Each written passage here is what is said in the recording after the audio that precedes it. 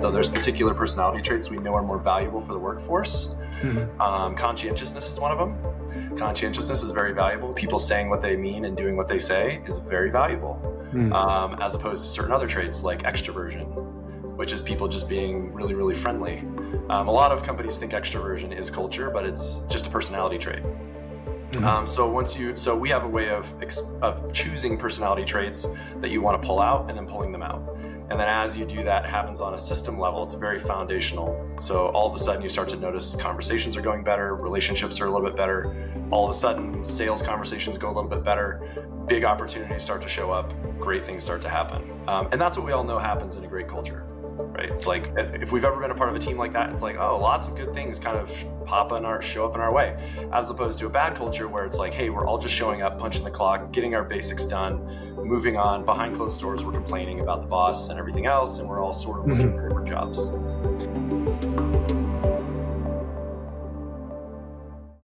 In today's episode of Knowledge Company Now, we sit down with Cratic AI founder and CEO Israel Beck. If you haven't heard of Cratic AI before, I'd wager that soon you will be hearing about it. Unlike many other AI tools, Cratic AI, founded in 2016, leverages the proposition that culture can be a lever of organizational change and empowerment. In Israel Beck's words, not a lot of people see culture in this light, but why shouldn't they?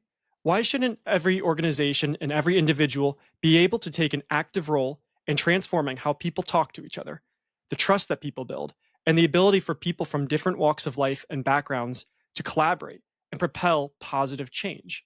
I'm so excited for you to join in this conversation with Israel Beck. He was such a wonderful guest and such a joy to speak with. As a note, we publish Knowledge Company Now bi-weekly. Please subscribe to us on YouTube, Spotify, and Apple Podcasts. The conversations we have couldn't happen without our company, our parent company and sponsor, Predictum Inc. Predictum Inc. helps engineers, scientists, and business analysts master statistics, making better products, processes, and business intelligence. Without further delay, I give you Israel Beck. Please enjoy the conversation. So, Israel, very happy to have you on the show. Thank you so much for being here. I want to ask you just a very preliminary question, because you've had conversations with so many people throughout your career. I'd like to turn it back to you. What for you is a conversation that changed your life? Okay, starting off with a simple one. Well, I've had several, I'd say, that immediately came to mind. Most of them have always been with bosses. I'm a guy that grew up on a ranch. I grew up working as a kid. And so, my life is intertwined with my work a lot. And the one that comes to mind quickly for me, it was actually a mentee that I worked with. I've had the privilege of working with some amazing bosses, and from all of them trying to figure out how to be a good boss. And I have had that opportunity with a few people that I've worked with. And I had this young guy that I worked with who was, he was like a second or third year out of university. And he was one of my clients. He was actually at a client site, and he was assigned to me to be we called him a scribe.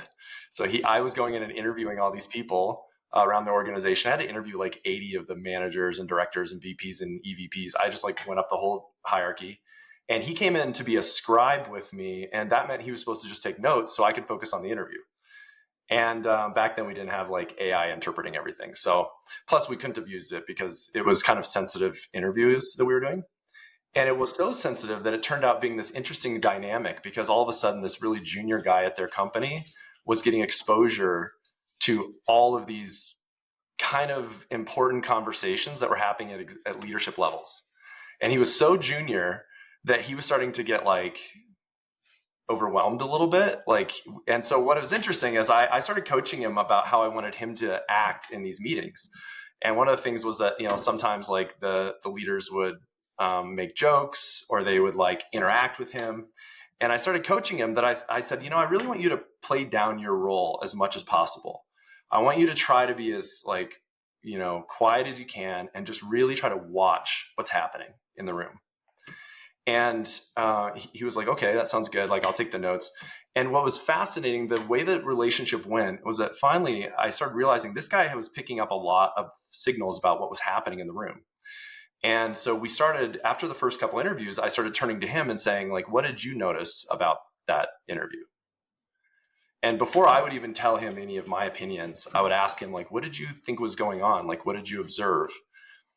And he and I then ended up working together for probably a year and a half after that. So we continued to kind of develop this relationship and work together for a long time, and still someone that I really respect. And he and I started talking about, like, how do we talk to each other in order to get on the same page as quickly as possible? How do we pick up sort of subconscious signals from each other?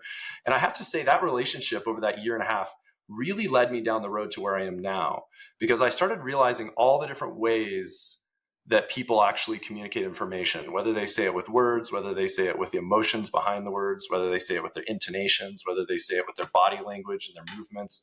And we would literally have, like, sometimes a 15 or 20-minute conversation about the body language of the person that I had been interviewing. And so we'd say, like, oh, do you remember this part where you asked him this question and he moved this position and, like, crossed his arms and then uncrossed his arms? And I don't try to, like, interpret too much from, like, someone crossing their arms, like maybe crossing your arms doesn't mean anything. But we tried to study people's movement and their tone and their emotions, and, like, mostly to try to become very empathetic with the people that we were talking to understand, like, what did they really need? And besides just the answers that we were getting on paper, what was going on in the room. And I would say that that took me to the next level in my life, because before that, I had really just focused on, I had finished my master's degree in finance. Before that, I did an undergrad degree in psychology. So I was thinking about, like, the different psychological frameworks that people are operating off of. And I was thinking about business from a finance standpoint. But all of a sudden, I started seeing that there were so many different layers to what was happening in human interactions. And that led to a number of frameworks that he and I started developing. We spent hours on the whiteboard talking about how to create really clear communication patterns with people, how to really ask really specific questions and get really detailed on those. I really loved it. I just have to say, like, it was one of the most interesting working relationships I've ever had. And fascinating to me that he was such a junior guy and, like, started picking up, and created an enormous value for me. And I still think about it to this day. What was it about the relationship that you had that, in your eyes, allowed you to have that trust and develop what you just detailed for me? Well, so it's fascinating because, like, originally I had 4 scribes because I was doing so many interviews. They gave me 4 different scribes. They were all juniors, first or second years. Um, and I think most of them were engineers, although he was not an engineer.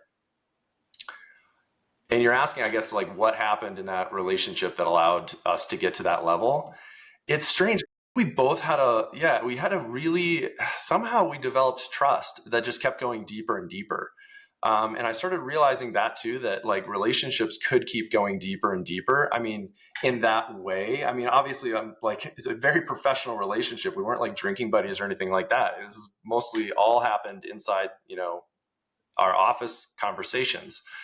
But I found that, like, he was interested in my technical skills, and I was an outsider. I was a strategy consultant. I'd done lots of transformation work. So he listened to me. He was, really trusting of my experience and knowledge.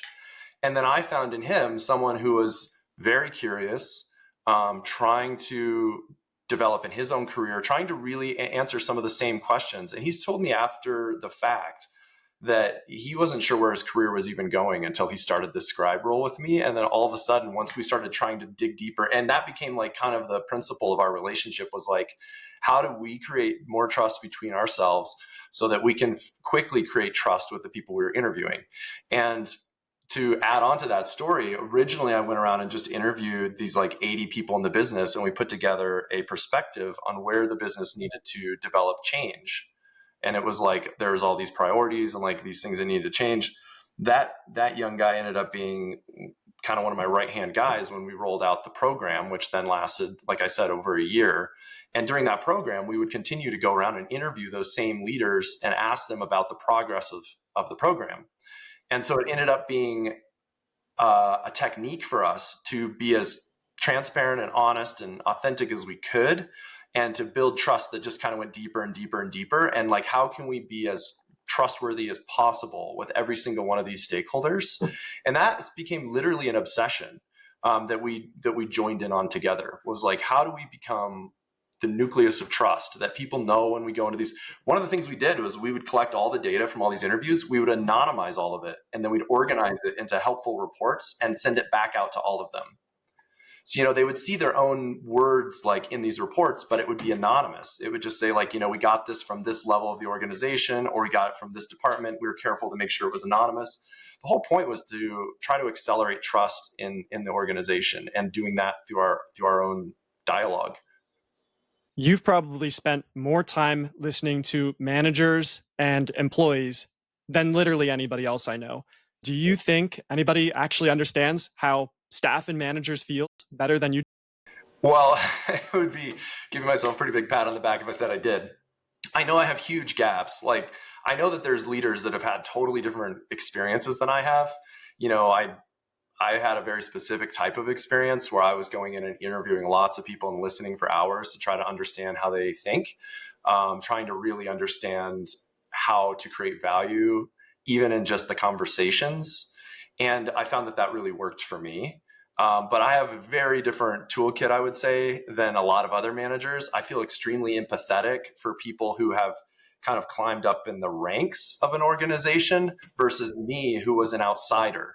I always had the freedom to have what we call a point of view, a POV. It's like, I can be separate from the organization and say, here's how I think it, here's how I'm thinking. And I can ask any of those questions. I have a lot of empathy for people who are within the hierarchical structure who can't necessarily do that, right? Because they have to comply to some extent with the way the organization sees itself. And I've had the freedom to be outside of that. So I feel very lucky that I've had the career I've had, because it's exactly the career I wanted. but yeah, I don't know if that answers the question, but that's what comes to mind. What, in your words, is the thing that companies get wrong about culture? Well, so culture is a new thing. It's relatively new. I didn't really learn about it much when I was in grad school, and I finished grad school in 2011. So what is that? 14 years ago, there was no culture class. There was a leadership class, which I would say is getting close to culture, but I think it's a new discipline. And so to say people are getting it wrong is hard, because I think a lot of people are trying, which I'm glad to see. But I think the next evolution is coming, which is where we're actually able to see it as an economic driver of value in a business. That has not happened, in my opinion. I have talked to a few people who are really on the cutting edge, who have ran these programs and seen value, but oftentimes it can be very cumbersome and annoying and cringy and unmeasured and like unhealthy in some other ways. One of the examples I'll give is that culture surveys. I want to kill culture surveys completely. I want to wipe them off the face of the earth, but partly because I think that they're actually damaging the cultures, and they're part of a really archaic model, which is, you run an annual survey. From that annual survey, you collect some priorities. Of those priorities, you segment them and choose low-hanging fruit, and then you put programs in place. You move those programs forward for 8 or 12 months, and then you run the survey again. And so that's a process. That's a culture transformation process. That's probably right now the mainstream one.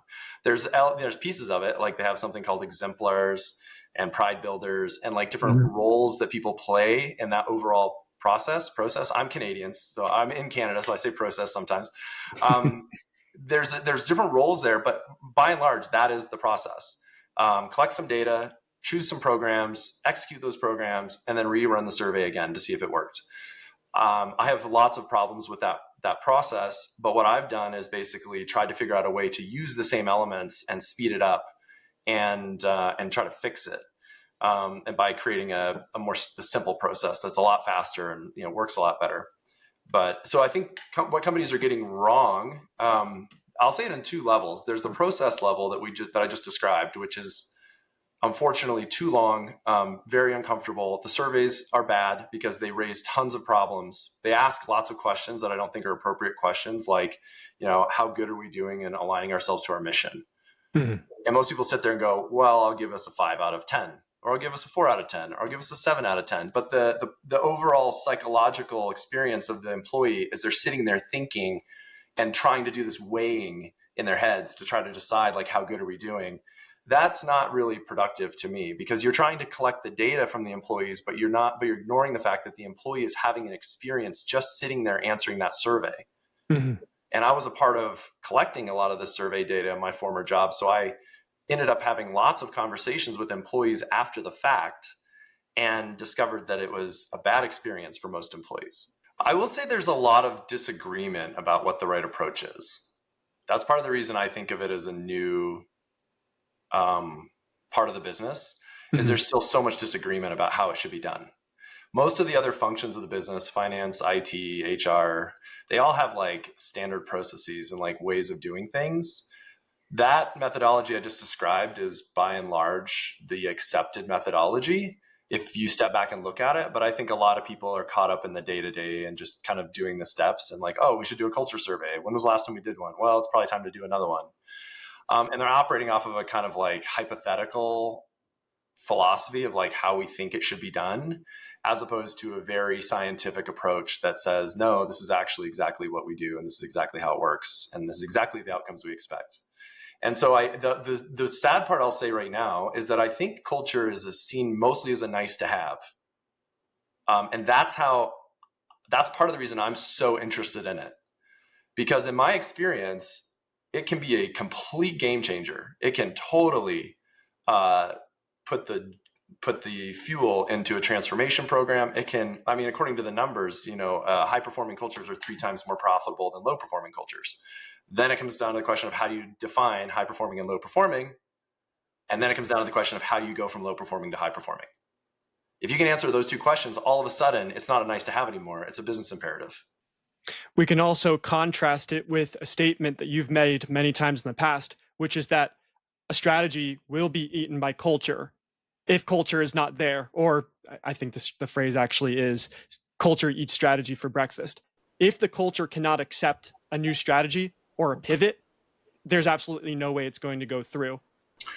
Well, we already know that I think the numbers like 73 or 70 some percent of integrations don't achieve the target benefits.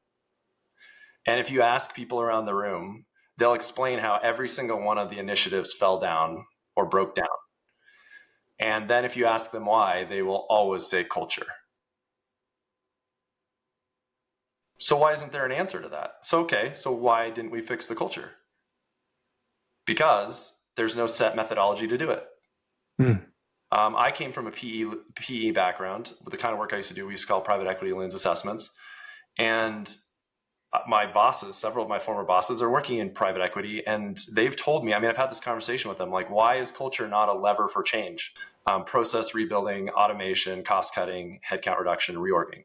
Like, these are the main levers. Like, if you want to go cut costs in a business and make it more efficient, those are what you do. Everybody that works in this space already knows that.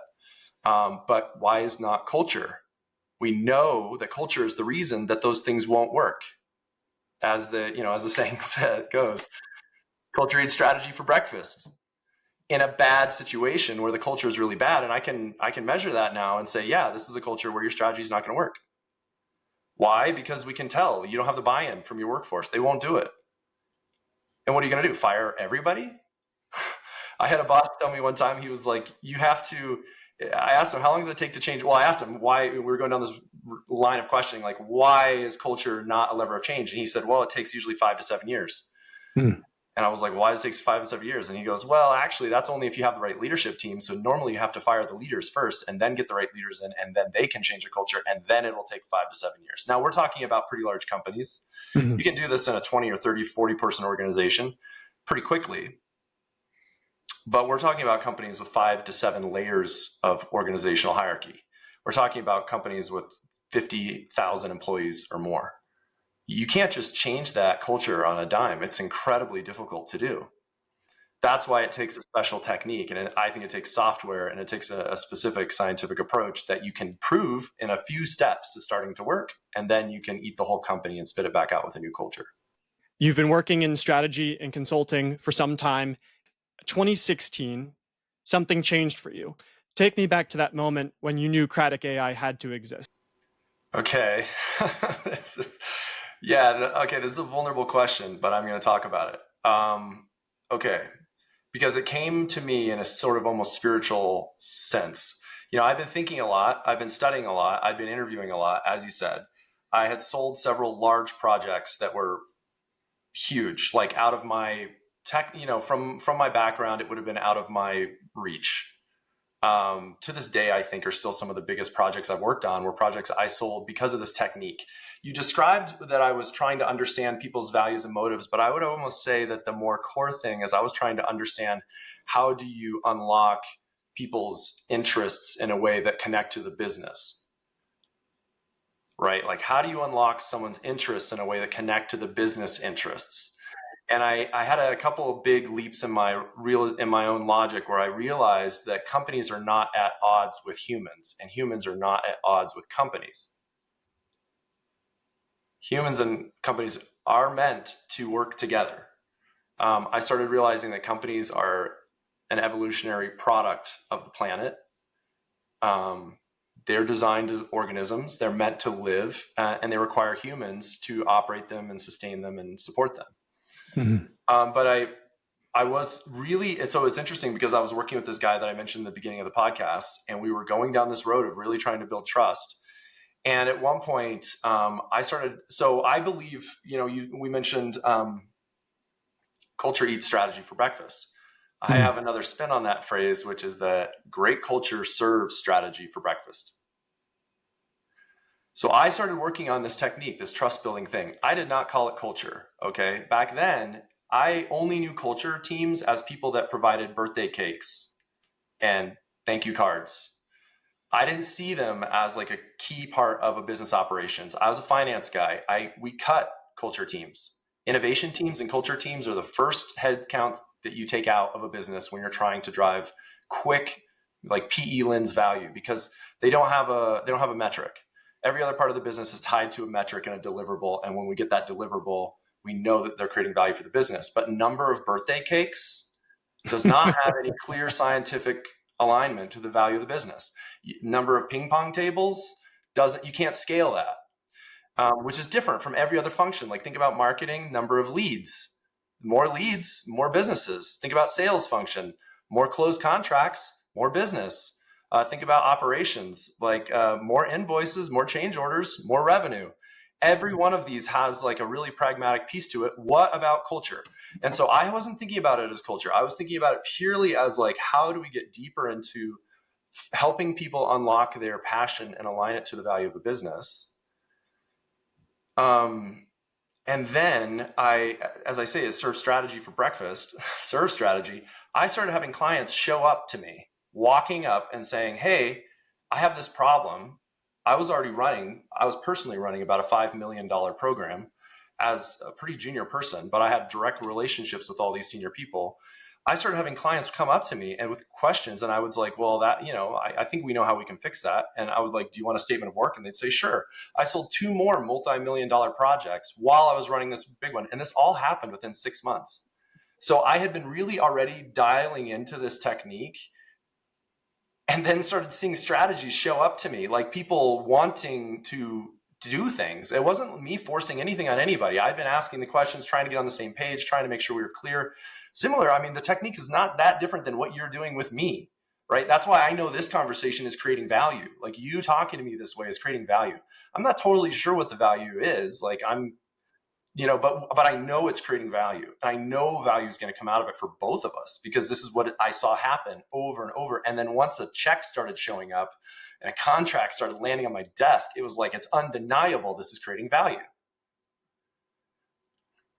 So that's what I mean when I say that strategies, the culture can serve strategy for breakfast. And what I've seen in good companies is you have leaders coming forward who are like, hey, well, wait a second, we should be talking to this client. Hey, we should be pitching to this. Why haven't we put this together yet? We should do this offsite for these guys. We should do, all of a sudden the ideas start flowing out. And if you're the kind of leader who's like ready for that, it can be an amazing experience. And then all of a sudden, once you put the pieces together and go, wait a minute, we're making money at this, then it becomes so cool. You're just like, wait a second, like I've been thinking about business all wrong. Like I've been doing it like a school assignment, but that's not what it is. It's actually a living thing. And then when I And I call it sometimes like turning on the turbo is like getting the company to breathe, getting it to say words. What does a turbo do? It puts oxygen, forces it into the fuel so that you get greater combustion.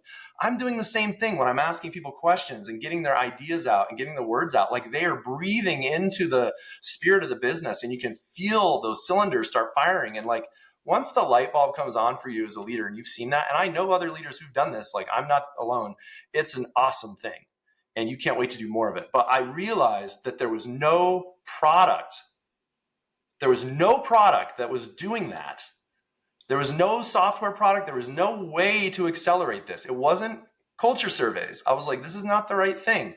It's a different type of closed loop process that we are driving, where we're getting people to think, we're pulling those ideas out, we're taking a break, and then we're going back and we're doing it again. And we're taking a break, and then we're going back and we're doing it again. And every time from a foundational belief that we are creating trust and getting ideas on the table, getting them out of people's minds, and getting those ideas to grow as a group, getting them to blossom and getting them to take on an organic growth of their own, so that all of a sudden it becomes like wildfire. And like that guy gets excited about it, and then that guy and that guy, and they all start pouring their pieces into the same idea. And then you see the idea start to explode. And then all of a sudden, like the biggest sale ever lands in your lap. And I've seen that happen with my clients. So I'm like, this freaking works. Like, why is it so confusing? But it is confusing. It seems like it is confusing. Like, you have to have the humility that you're displaying right now to sit and ask these questions. It takes a lot of humility. It's a practice. Once you learn it and see how it works, it doesn't feel like humility anymore. It feels like awesome. But it takes getting over that hurdle. And then there's a few other hurdles. But then once you get there and you see it start to unlock something, you'll be so addicted, you'll be wanting to do it forever. When you first started doing this around 2016, did AI feature into what you were trying to do, or was that something that developed organically as you went along? Okay, there's another story there. So at the time I was still working. So do you want me to talk about where I was at in that space and time, right? Absolutely, please. So I was running this program. I'd had a few huge sales land in my lap. I was starting to see that things were moving. I was starting to go, wait a minute, like this is something bigger. I originally pitched this idea of making a software product to one of our clients, and they loved it. For some reason, I took a trip out to San Francisco. I'd been working on a different startup with some other guys, and we went out to talk to some investors in San Francisco. And at the time, I was working in Calgary in Alberta. And so I flew down to San Francisco for like a week to meet with a few investors and talk about this other project that we've been doing. And this would have been 2015. So all these ideas were going on in the back of my head. And while I was there, one of my old classmates from Notre Dame said, hey, this guy is in town. I'd like to take you out to get drinks with him. And his name's Ryan. It's like, I want you to go out and meet Ryan. And my friend is like a super connector. He just knows all these different people. So he's like, I think you two should meet. He's running a startup in Canada, and you're also working in Canada, and you're running a startup. So he saw the pieces, so he put us together. We go out to get drinks. I think we were in Dog Patch. I forget the name of the place. It's like south part of San Francisco. And so we're sitting at the bar. He asks me a bunch of questions about my startup. I explain it to him. I'm all excited. It's this idea that I now hate, years later. But at the time I was all excited about it. And he goes, wow, this is great. And so I was like, okay, like, tell me what you're doing. And basically he started explaining to me what is now ChatGPT. But it was in 2015, way before that technology was known or broadly known by anybody. And it was amazing. Like, he said something, because he was saying, I'm basically working on AI. And at that point, there had been this idea of AI, but it hadn't really taken off. Around that same time, Mark Zuckerberg and Elon Musk had a series of articles that had come out about both of them debating AI. And there was a lot of argument about what AI actually is, what the definition is. There's something I call Zuckerbergian AI. We can go into it if you want later, Muskian AI, different philosophies about what AI actually is and what it means to the world. But because of the difference in their points of view, I think a lot of people became very distrusting of AI and what it was. And I think the distrust started, it's been going on for quite a while, but it really kind of picked up around that time. So this guy started explaining to me what he was doing. And he explained that it had to do with text, with language, and with a layer inside of language that was allowing them to follow like logic through word patterns and sentence structure and conjugations and all these different patterns that most of us just read, we don't even think about. But he said for computers with machine learning, there's something called emergence, which is this idea that these macro like meta patterns have started appearing in data that before we just thought was benign data. Now all of a sudden we're seeing that there's these massive sub patterns taking place. And he said a statement at the time that stuck with me, which was that AI isn't here to give you what you want. It's here to give you what you didn't know that you need. And by the end of that conversation with him, we went out drinking all night. It was like 3 a.m. or 4 by the time we ended in. I spent the whole time asking him about his technology. And just, I won't out him on this podcast, but I'll explain like what the technology did. It never ended up hitting mainstream because it was bought by the government. It's a deep search technique that goes deep, like way deeper than Google crawlers. That's incredible. And he says that their search returns would take sometimes 3 or 4 weeks. Oh, wow. So if you can imagine creating a search query, hitting send, and waiting for 4 weeks for it to come back. Because Google only searches like 1-2% of the internet, and their crawlers could search like 80%. So they were getting behind closed doors. They were doing all kinds of stuff. Not necessarily every website will be available on the World Wide Web. You might have intranets. You might have areas where people are. I think that's sort of the idea behind the dark web, that you have servers or places that in theory are connected, but you need to be able to get granted access to that area. So a company who has their own internal intranet might be one example of connected computing, but only certain people can be there. So yeah, no, I haven't thought about that for a while, but that's fairly interesting. 3 to 4 weeks, huh? Yeah, and he said they were getting returns like they were finding like weapons technology that had been previously undiscovered by the government. So they ran this a few times, found some things, took it to the Department of Defense. Department of Defense bought them. That's quite a story. And here you are, San Francisco, early in the morning, just you starting to get the, if I may say, inspiration or inklings of how you can transform your idea, your friend sharing these things which are just frankly mind-blowing. I'm curious to know, when you first started publicly sharing that your product used AI, when you first started actually making that a proposition of your product, what were some of the reactions that you got? Did people find it interesting right away? Was there skepticism? I'm really curious to know, pitching AI at that time, what was the read in the room? Yeah, so during those conversations, I didn't connect the dots. It took, I still think, like 3 to 6 months later before I realized that I wanted to bring these two ideas together, culture and AI. I thought the culture thing had unlimited potential, and I thought this is something I could spend a lot of time on. And I thought somehow I believe AI is the answer. And I believed it was based on AI that didn't even fully exist at the time. At that time, there wasn't that much, in terms of APIs that you could just tap into and start doing language analysis or language transformation work or whatever. There wasn't that much out there. IBM Watson was the main toolkit that I started playing around with back then. And now I forgot what the question was. Oh, it was quite, ChatGPT really took the world by storm around 2022. So you're talking about a product which, you asked, like, how was it received? Sure, yeah, like you're actually pitching an AI product years before anybody.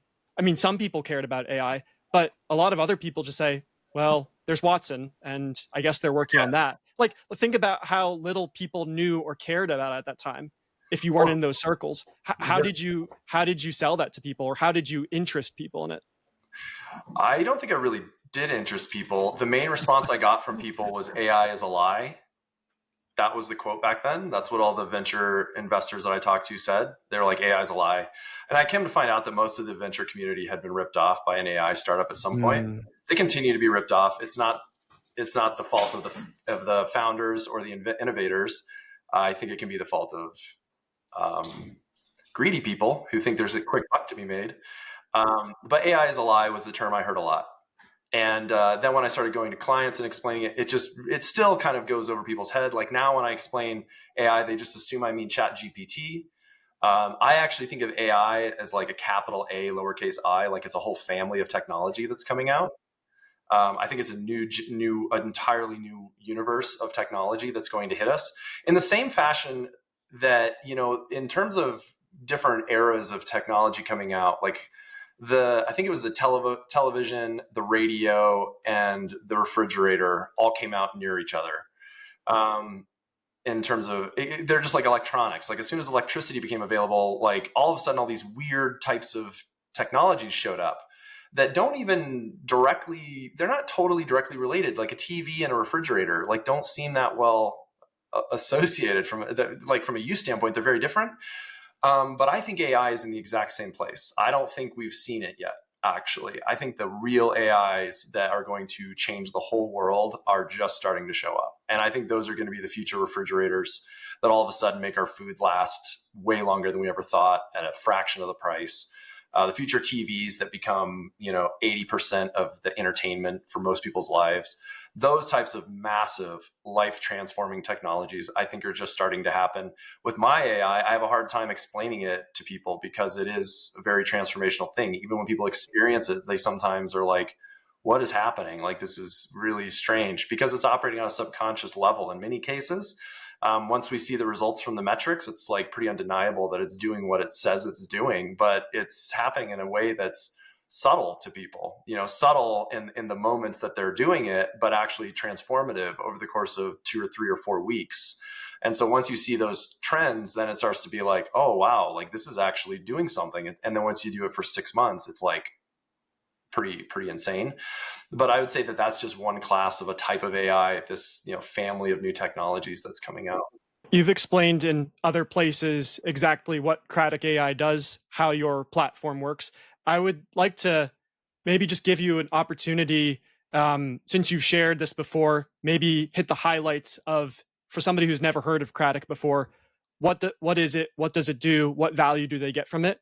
I'll explain it in 2 different ways. I'll explain it as the business solution, and then I'll also explain it from a more nerdy technical standpoint. So from a business standpoint, it's a culture transformation tool. So it shifts the emotional well-being of an organization, helps employees like each other, communicate better, solve problems faster. We measure all that. It also shifts personality types and exposes and expands different personality traits. So there's particular personality traits we know are more valuable for the workforce. Conscientiousness is one of them. Conscientiousness is very valuable. People saying what they mean and doing what they say is very valuable, as opposed to certain other traits like extroversion, which is people just being really, really friendly. A lot of companies think extroversion is culture, but it's just a personality trait. So we have a way of choosing personality traits that you want to pull out and then pulling them out. And then as you do that, it happens on a system level. It's very foundational. So all of a sudden you start to notice conversations are going better, relationships are a little bit better. All of a sudden sales conversations go a little bit better, big opportunities start to show up, great things start to happen. And that's what we all know happens in a great culture, right? It's like, if we've ever been a part of a team like that, it's like, oh, lots of good things kind of show up in our way, as opposed to a bad culture where it's like, hey, we're all just showing up, punching the clock, getting our basics done, moving on. Behind closed doors, we're complaining about the boss and everything else, and we're all sort of looking for different jobs. The way that you do it is so, I would say, really genius. You've created a place where people can answer questions. The questions that they answer are, helping them to learn about themselves. They have a space in which to do it. So if, as I remember, you facilitate huddles with small groups, people get to answer questions that invite them to be open, to maybe be a little vulnerable. And then as they answer the questions, again, they get the feedback on what their response was. They also are getting to see the responses of other people. So what I personally witnessed is like, you have that mix of, okay, we have a system of meetings and times when people can respond that doesn't take a lot of time out of people's day-to-day work, their day-to-day routines. But you're also giving them a chance to interface with others, and you're giving them a way to actually grow over time. And as they continue to answer questions, as they continue to participate, they are seeing changes in, I think the main metric that you using was the eNPS, the net promoter score, but the employee net promoter score. All of this was done through, is it a web-based platform that people are answering questions and participating together, or how exactly are you facilitating that conversation? Yeah, so that what you're describing there is what I'd call the user layer of the Mhm. experience. And so, yeah, that's all done through a web app and a mobile app, and it sits on top of a system service that sets it up and runs these little programs for the teams. And then, just like you said, they get emails. Well, it's like, here's questions that you need to answer. Then the cool kind of nerdy part in the background is that we're analyzing their language, picking up on the different emotions and personality trends, and also picking up on the language usage, and we're finding mathematical gaps in their knowledge, and we're targeting those gaps by asking follow-up questions. And so each week to them, they're just getting a question that they answer, a few questions that they're answering, and then going into a little huddle, which is basically we're trying to sort of undo the social media damage of like people talking behind closed doors and never actually talking to each other. And so we force these interactions. They are not that forced. We set it up, we teach the team how to do it, and it becomes just like a 30-minute, 45-minute check-in that they do once a week, 18 weeks out of the year.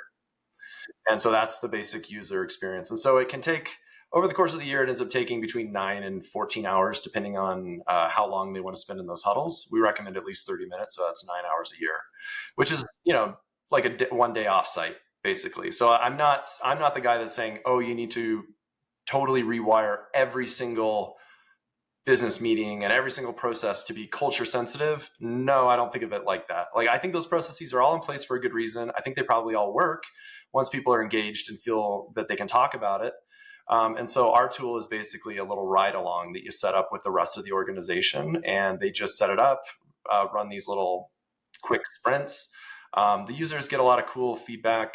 They win stuff and get badges and get all kinds of feedback, but they also get anonymous access to each other's information, so they can see like how do they compare to the rest of the team. They get to see answers from other people to these kind of weird, thought-provoking, introspective questions. Questions are designed to be very different from like a engagement survey. They're designed very different. They're meant to be talking points, and they ask usually about the gaps in people's knowledge, like I was saying.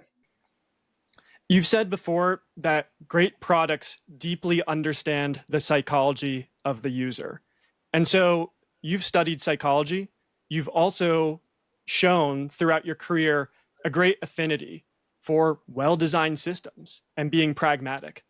So, what do you think is the more important consideration? Solving a problem or understanding the user? Ooh, that's like that question, like what's more important, the journey or the destination, right?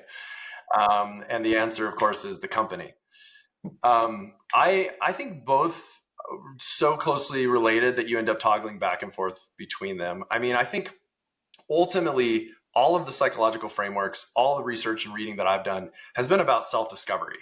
I want to become a better person. I want to grow. I want to evolve constantly. I want to see what's next. I used to really think, that like living fast and hard and dying young was like the way to live. Like, I want to be a rock star and then totally burn out by the time I'm 25. Now I'm thinking about it very differently. I'm 40. I hope to live to be over 100.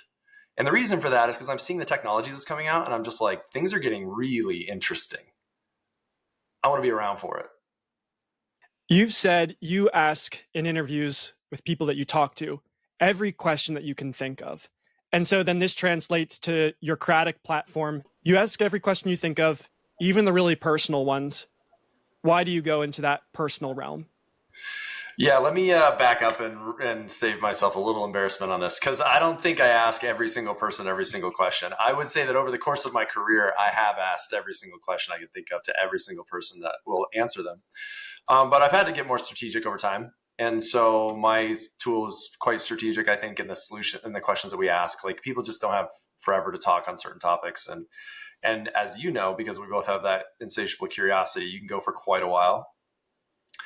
I do like to get personal. I don't really know why. I think I do know why, actually. I found that people's natural emotions are leading them somewhere. Mm. And now I believe that they're usually good. If you're able to get to the core of it. I think people a lot of times hide from themselves and from everyone else their true intentions. I don't know why. But I think a lot of those true intentions are actually totally reasonable and good, or at least worth exploration. And so one of my favorite questions, I have what I call question chaining, which is where I have an anchor question and then the next question, a follow on and a follow on and a follow on. I call it chain because it just keeps going.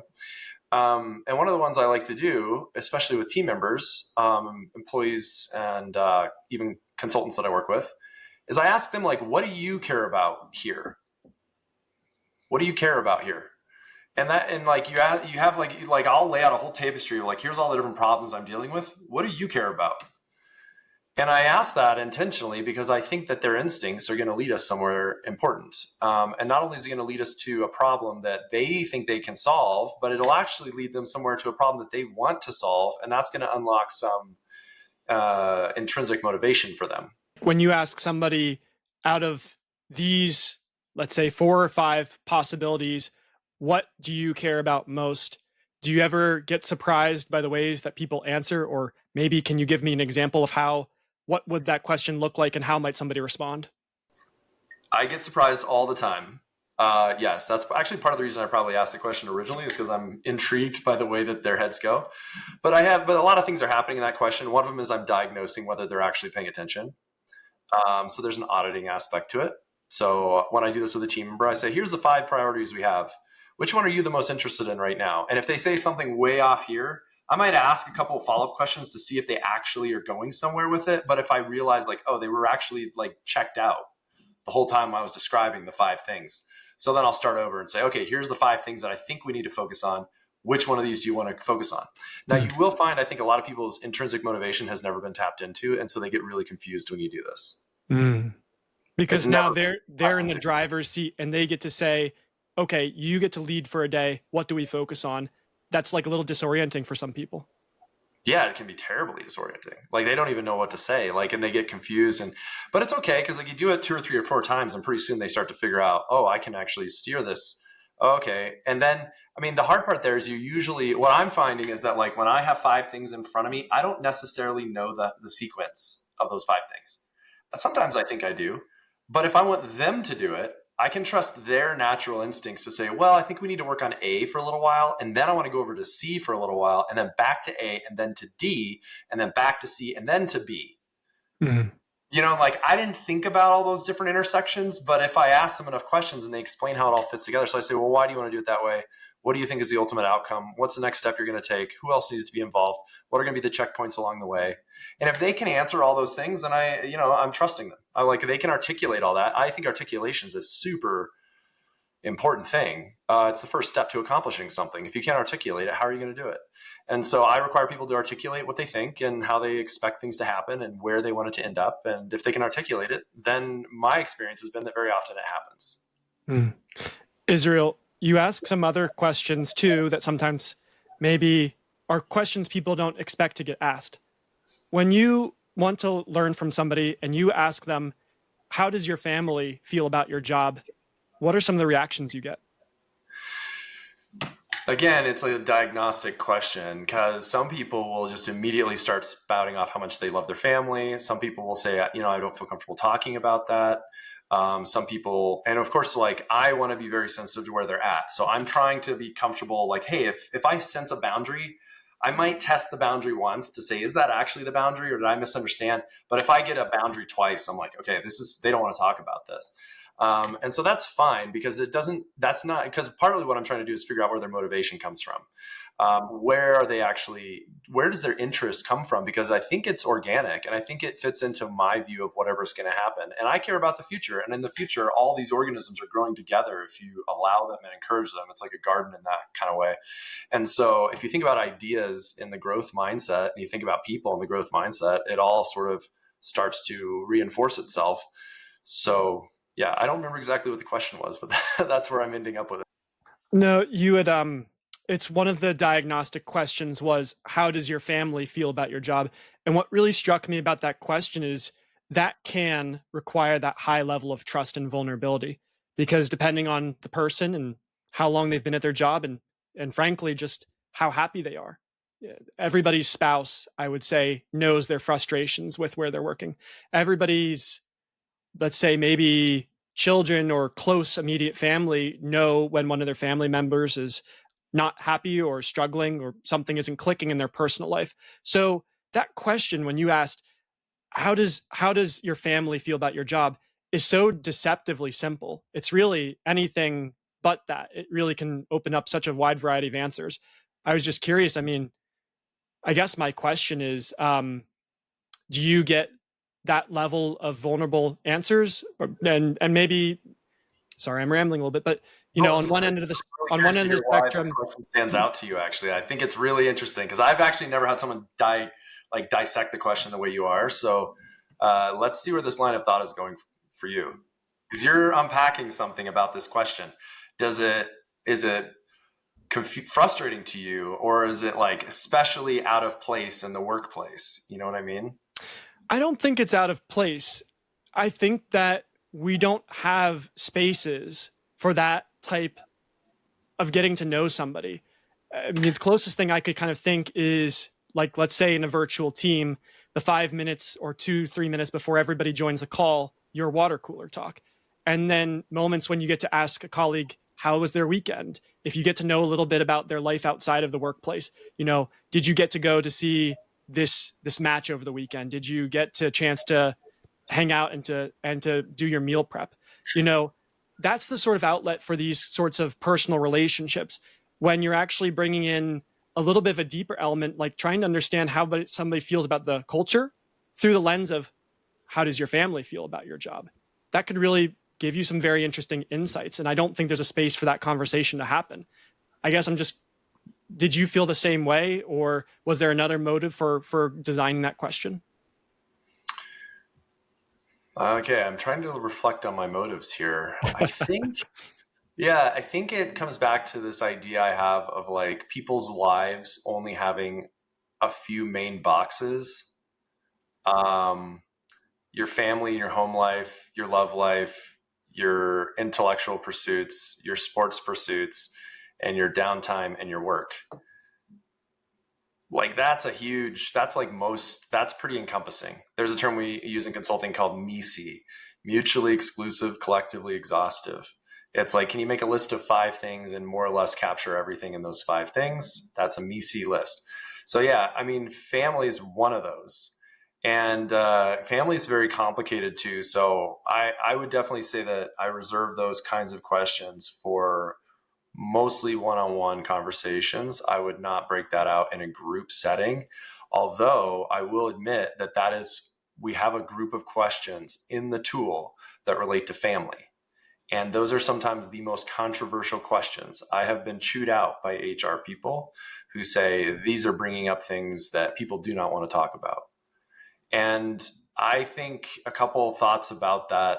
I don't want to apologize for them having a conversation that's a little bit uncomfortable, because I think, well, family is a big part of life in general. So, I mean, we can't totally avoid the topic. But what I'm trying to get at is this important discussion that I think needs to happen in every organization around whether we're a family or a team. I am not comfortable with organizations where they call themselves a family. I'm more comfortable with organizations where they call themselves a team. And so but I want that conversation to come up a bit organically. Like, I want a group of people that are having this conversation around the room to go, what is family? Like, do we call ourselves a family? And have someone say, that doesn't make me feel comfortable because I've had hard relationships with my family. And so I don't come to work because I want a family. I have a family at home, or I have a chosen family. My workplace is different. I'm looking for something else here. Sometimes they do have a family dynamic. I've met organizations that have had the same employees for sometimes 20 or 25 years. At that point, yeah, like they are literally a family. Like, it is pretty undeniable that they know everything about each other. And it's funny because some of those companies don't really connect with our product. They think it sounds great. And then they start having the conversations. They're like, we've already talked about all this stuff. And I'm like, really? That's crazy. Like, good for you guys. And that's true. Like, there's not everybody needs a culture transformation tool. And I understand that. But there's a lot of other, and we've actually now, just to bring it back to the product, we've segregated these questions out between easy, medium, and hard. And so now family questions are always in the medium or hard category, because we realize they're not easy questions for people to talk about. And in fact, there's so much different drama that comes up that it's better to be at a place where you understand that we are in a trust building exercise, and that is the point of what we're doing. And that doesn't really happen until you get to those harder levels. Right. And then it's intentional. It's really intentional. Is it harder to be open and honest, in your opinion, in the workplace or in real life? Wow. That is a good question. In fact, it's funny because we actually have a question similar to that in the tool that I've seen come up a bunch of times. It is definitely harder at work in the sense that you have to develop dynamics with certain people where certain topics are allowed to be discussed. Like when you start at a job, usually you're just meant to show up and create value and do that in the way that you're told. It takes time and experiences to build pockets of what I'll call trust or vulnerability where you can open up more. Most of us, I think, have matured our personal relationships to the point where we have different relationships we're able to do that with, either people that have seen us through university or careers or family or all kinds of life experiences. And work typically doesn't do that. And so I think there's a lot of value in finding ways to talk about those things at work. Not necessarily all things, and the biggest thing that I worry about for leaders that I try to coach into embracing this more vulnerable, open idea of leadership is getting stuck in like trauma dumping, where they unlock a box and the employee starts just really it turns into a therapy session. You're trying to not quite go there, mostly because most of us are not qualified to have that type of conversation. And so it does take work to try to find the right dynamic. And so, yeah, I think it's valuable to go that direction, but there is definitely still a line. And I think a lot of people stay a long ways away from that line when they should actually try to find ways to get a little bit closer, bump up against the line from time to time, and then also be comfortable with the pushback and saying, hey, I understand that I won't ask. And I've had that happen with people who are like, I don't really want to talk about my family. And I go, that's perfect. Thanks for letting me know. Can I ask you about other things? And they're like, yeah, sure. Let's talk about other things. And then I can ask more open and like, what kinds of things would you like to talk about? And it's not like a bad thing that we've had that little experience with each other if it's not handled in a bad way. Being present as a leader, showing up for others as a leader, what does that mean to you?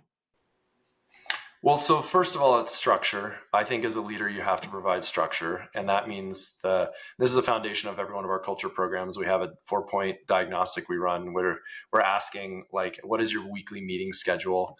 Are you giving positive feedback to the team or not? So there's a few elements of structure that you as a leader have to provide. So it's like, hey, we need to meet once a week.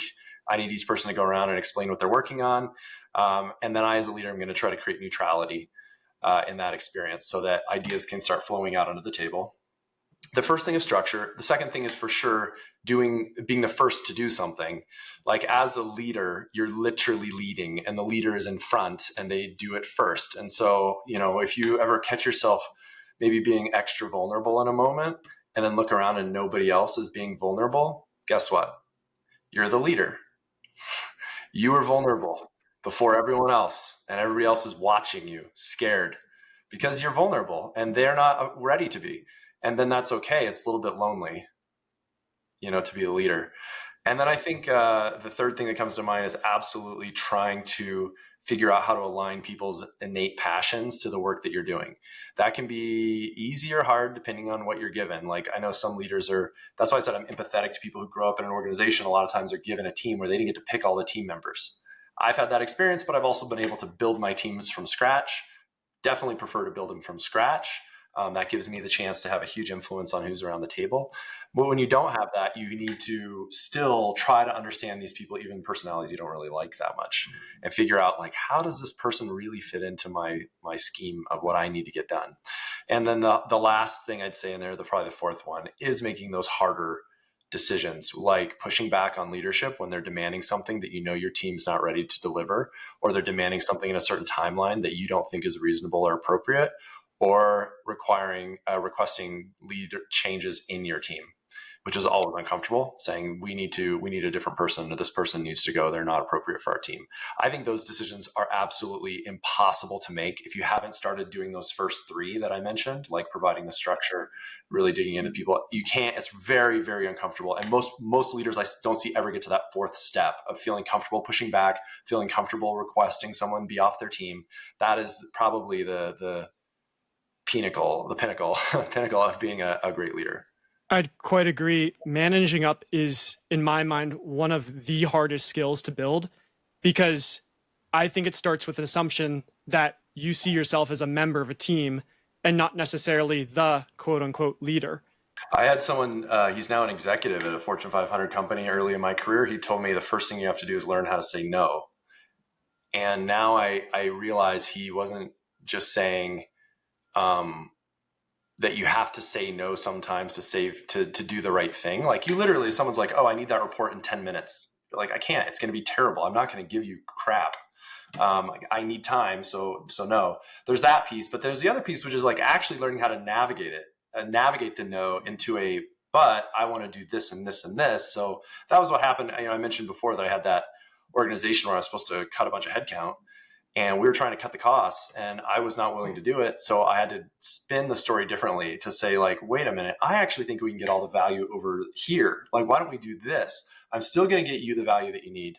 And we're going to do it in a slightly different way. That's another whole way to say no. And going back to what I was getting at with leadership, I want to say it one other way, because I realized while you were talking that part of what I'm talking about is learning how to create and collapse hierarchy.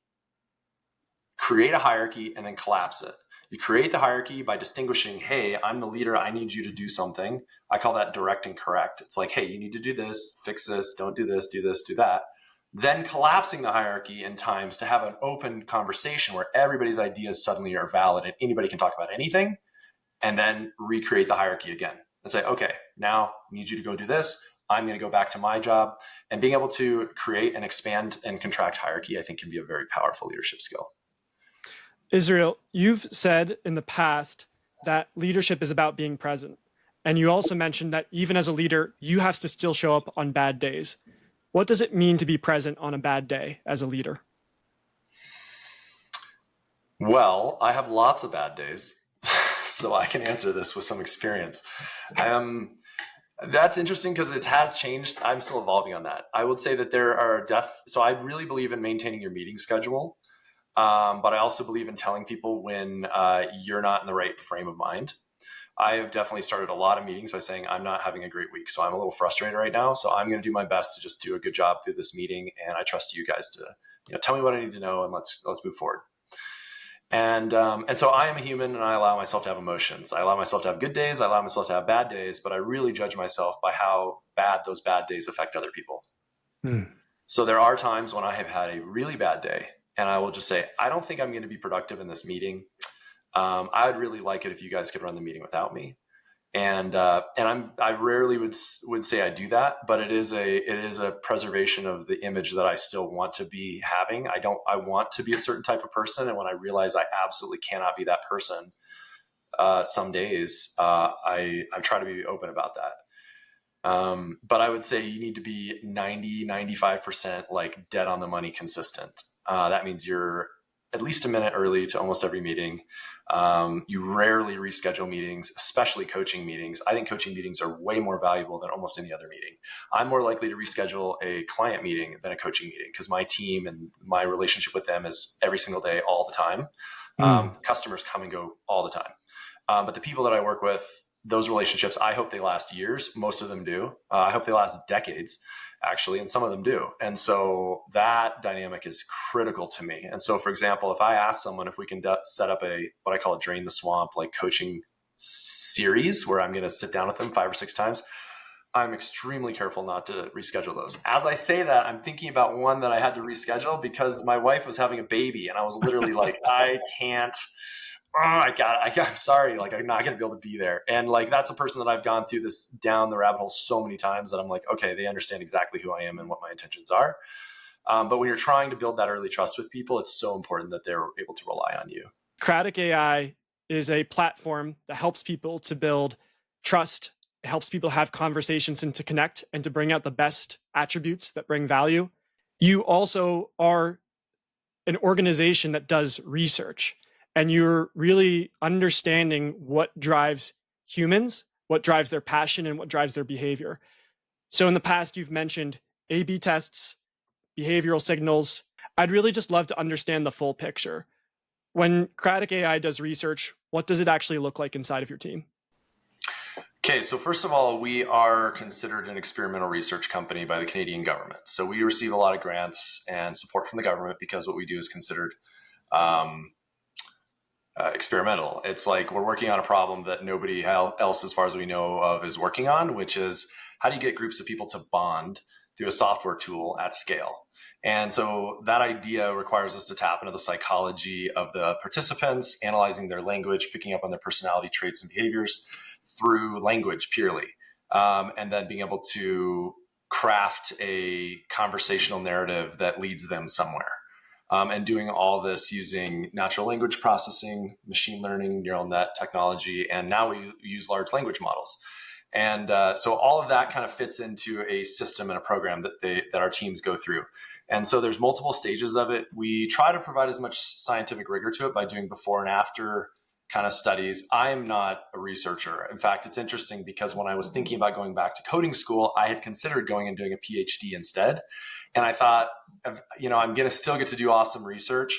I won't understand the research methodology and philosophy as well, but I will be out with the people. And so we've done hundreds of studies with teams where we do before and after assessments, gauging their dynamics in the team, and then we're tracking their language scores as they go through these programs. And so the programs are also designed with, like I said, a neural net that has all these different nodes on it, and the language signals drive the movement around the different nodes. And so as they are talking, it's like bouncing around to this node, this node, this node, creating a weighting that decides like which nodes do we think they need to talk about, which ones should they go to next. And so that creates a picture for us, but it also guides them into a more what I call the common ground algorithm. It's like a common ground discussion where it's like we try to really find the gaps between their knowledge base. I mean, I think it's fairly well known that most people have somewhere between like 70 and 80,000 words in their vocabulary. And as you go on to grad school and PhD, you get more words. And so most people can end up, if you're really educated, around 90,000 words or more. But in a world where we have almost 1 million words in English, there's going to be huge gaps. And so trying to find those gaps and move people to those gaps is a big part of our technique. I literally couldn't cite all the research that I've read on this journey. It's been absolutely overwhelming. But the main framework that we lean on, one of them is the Ocean's Big Five personality framework, which has been exhaustively studied. And we just use that partly because that's what IBM Watson used starting out with. We have only published online. We don't have any peer-reviewed research. I've tried to find partnerships with different organizations that would do the peer-reviewed research for us, and then found that they always require funding. And so I haven't done the work to put together a grant for that yet. It is something I would love to do. If any of your listeners are interested in that, they can certainly reach out to me. I'm trying to find a way to do it. We might know a few people. That'd be great. I spend most of my time working directly with customer teams and employee teams. And so we know that the technique works and that it moves these metrics for the organization and language scores and dynamics and favorability scores like eNPS.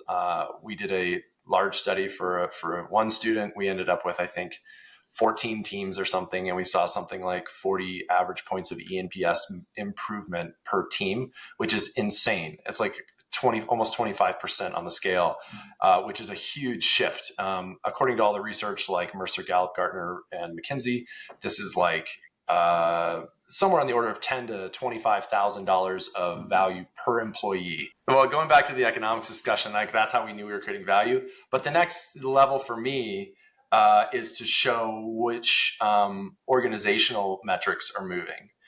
So we've got anecdotes about all types of things like turnover going down, HR complaints going down, people shrinking some of their support service teams because their operations teams are so much more efficient. We think that's happening because of language symmetry is being kind of harmonized in those groups. So we've seen things like that. We've seen companies have their largest sale that they've ever had in the history of the company after like 6 weeks of using our product. So we have all these little anecdotal things that are adding up to like a really powerful business picture. But I would say that's the next big thing. We have a few big companies we're approaching about doing a holistic program across their entire organization. And if they do that, we want to be able to tie it back to our metrics. We see our metrics move, but will our metrics be predictive or, preliminary indicators, leading indicators of all of their metrics going the right direction? That's what we want to demonstrate. What does a raise of 20 points actually mean for somebody who's hearing about eNPS for the first time? Okay, so first of all, I'll explain it's a 200-point scale. It goes from negative 100 to positive 100. Negative 100 means everybody in the company is a detractor. That's what they call it. That means everybody doesn't like it here. This is a bad place to work. Positive 100 means everybody's a promoter. This is a framework that was invented by Bain and Company, which is a large global consulting company. And they did it with Apple when Apple was rolling out their stores. Now, the idea was if our employees love our company, then our customers by default will love our company as well. And so they wanted an internal framework to use for that. And that's what it is. So it's a publicly used framework. It's now being done in many, many publicly traded companies. But a lot of people haven't yet put together that this is a really powerful metric for understanding your culture. If this score goes up, people like being at your company. It's based on a question that you ask in surveys. Most of you have already done it. It's on a scale of 1 to 10, how likely are you to recommend this place to work to a friend or a colleague? It's assessing people's feeling of buy-in, connection, loyalty, trust, like all these different things. We unpack it with a few other questions to ask about some of these other aspects, like how vulnerable, familiar, and trusting do you feel you can be in this group of people? We ask those three separately because we want to figure out, because some people think like, oh, we're really trusting. Oh, but we're not that vulnerable. And so for me, that's kind of that weights into the factorization of like, are they actually that trusting? Are they just saying they're trusting? Because that's one of our values. We have to try to, the way we structure our surveys is to literally try to get to the roots of that. But the whole point of this scale, what's powerful about it is it's been done now so many times by so many companies that the publicly available benchmarks are all out there. So for example, we know the North American average is 12. And so on this scale, most companies are 12, half companies are 12 and above or 12 and below. And so if you're above 12, automatically you have a slightly better culture than other companies. But then you can get more specific going down to your industry level. So for example, consulting companies, I think the average is 22. And so you need to be above that if you want to be competitive for talent. So it becomes a really quick way to kind of sense check where are we at as a culture. Now, what my company does that's powerful is not only do we measure it, we've figured out how to move it really fast. Through this technique, through this common ground algorithm, these discussions, these huddles, the questions that people are asking, all the philosophy we've been talking about, we found that we can move it like 40 points to the right really quickly, which is insanely powerful for companies, especially companies in the negatives. I've seen teams go from negative 60 to plus 40 in 8 weeks, which is incredible. According to the research, that means it's something, it depends. So there's a math equation you have to do that's based on the margin of the business, the fully loaded costs of the employees. But if we know those numbers, we can guesstimate that it's somewhere between $10,000 and $25,000 per quartile, per employee, per year of margin, dollars, like actual margin to the bottom line of the business. And so if we can move an expensive group of people 80 points to the right, that's easily worth $30,000 per employee per year, and it's perpetual. So you'll continue to make that money every year after that. And it seems to be incremental. It seems to be growing. So in other words, like you get bigger and bigger and bigger opportunities as your culture gets better and better and better. For me, listening to this as a compelling argument about why culture should matter and how you can actually realistically link culture to a measurable outcome, eNPS is quite a powerful metric. Yeah, I mean, you asked at the beginning about pushback that I've received when we talked about the AI is a lie thing. To be honest, like I come from a finance background and the finance community is still really struggling to accept this, really struggling to accept. And I came into it for that very reason. I was a finance guy. I suddenly started having breakthroughs and realizing there's something to this, and then realized that it's sort of like a black hole. Like nobody knows how to make this happen. So providing a framework around it simplifies it. It also is nice that it's a tool. It's fun and easy. People enjoy it. And once you see these metrics move, it's a leading indicator of other really good things happening. And then when those good things happen, if you can connect the dots, then I'd say we've solved the problem. What do you hope people will remember about the way that you lead? I would definitely say that they are going to remember that I'm a very vulnerable person. I am very open with people about what I'm struggling with. I actually believe that expressing yourself in the full sense, like getting it out of yourself, is a healing technique. And so I guess I really hope that people think I don't waste their time. They know that I'm going to be emotional and exploring and like getting into those corners. Um, and so I hope that they don't feel that that's a waste of their time. I mean, as you mentioned, there is a balance between when is there time for open exploration and when is it that it needs to be eye on the prize. We have directive. We need to move. That's what struck me in talking, that leadership that can balance open exploration and focused energy. It's quite a good skill to have. 100%. Yeah. What's one question that you wish I had asked that I didn't? Have you ever not liked someone before? Yes. Yes. That's my opening question for most of my introductions, because I think that we've all not liked someone before. And not liking people is actually a really interesting signal that there's something to learn, there's something to grow. It can't always happen, though. I've started to notice that, like, there's a lot of relationships that are really, really, really difficult to build, even if you want to. So I think it's a challenge worth working on. So I'm going to keep working on it. Israel, our new common connection, Baman Radnajad, who was my professor of business strategy when I was an undergrad, one of the things that he did, which was one of the most powerful experiences for me and directly related to your question, have you ever not liked somebody, is he put us on teams for our business strategy capstone.